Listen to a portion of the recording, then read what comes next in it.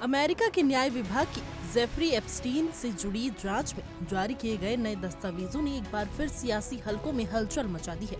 इन दस्तावेजों में दशकों पुराने एक असत्यापित आरोप का जिक्र है, जिसमें राष्ट्रपति डोनाल्ड ट्रंप पर एक महिला के साथ बलात्कार का आरोप लगाया गया है। हालांकि न्याय विभाग ने इस आरोप को साफ तौर पर बेहद सनसनीखेज और पूरी तरह से झूठा बताते हुए खारिज कर दिया है और कहा है कि इसे तथ्य के रूप में नहीं देखा जाना चाहिए। मंगलवार को सार्वजनिक किए गए रिकॉर्ड में एप्स्टीन फाइल्स ट्रांसपेरेंसी एक्ट के तहत जारी किए गए हैं।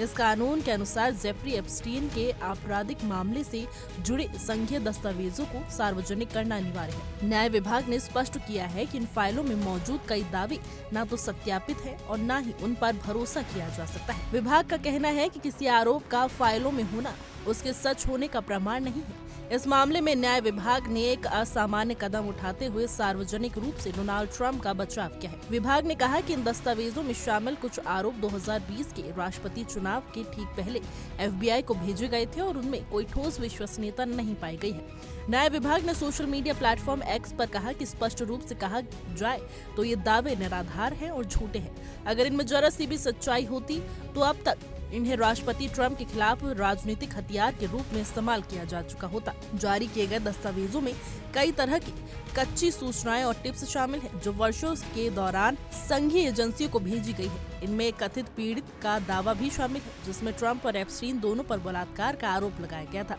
इसके अलावा एक लिमोजीन ड्राइवर के बयान का जिक्र है, जिसने दावा किया है कि उसने ट्रंप को एप्स्टीन द्वारा एक लड़की के दुरुपयोग की बात करते हुए सुना था। हालांकि दस्तावेजों ने स्पष्ट नहीं किया गया है कि FBI ने इन सूचनाओं पर कोई ठोस कार्रवाई की है या फिर नहीं। इन फाइलों में ये भी उल्लेख किया है कि जिस महिला ने कथित तौर पर बलात्कार का आरोप लगाया था, उसकी बाद में सिर में गोली लगने से मौत हो गई थी। न्याय विभाग ने जोर देकर कहा कि इन फाइलों में कहीं भी ये संकेत नहीं मिलता कि ट्रंप को किसी अपराध संदिग्ध माना गया हो या उनके खिलाफ औपचारिक जांच शुरू की गई हो।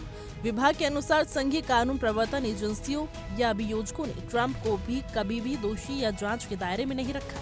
ये बात जरूर स्वीकार की गई है कि डोनाल्ड ट्रंप और जेफरी एप्स्टीन के बीच 2000 के दशक के मध्य तक एक सामाजिक संबंध रहा है, लेकिन दस्तावेजों में ट्रंप को किसी भी आपराधिक मामले से जोड़ने का कोई प्रमाण नहीं मिलता। हालांकि 2020 के एक ईमेल के जिक्र जरूर है, जिसे एक अज्ञात संघीय अभियोजक ने लिखा था।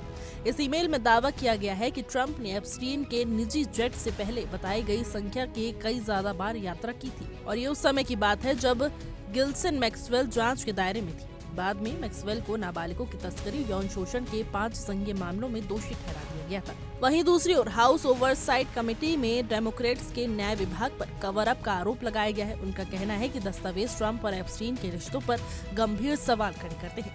हालांकि न्याय विभाग ने उन आरोपों को सिरे से खारिज करते हुए दोहराया है कि वो कानून के तहत जरूरी हर सामग्री जारी कर रहा है और पारदर्शिता का मतलब ये नहीं है कि फाइलों में मौजूद आरोपों को सत्य मान लिया जाए।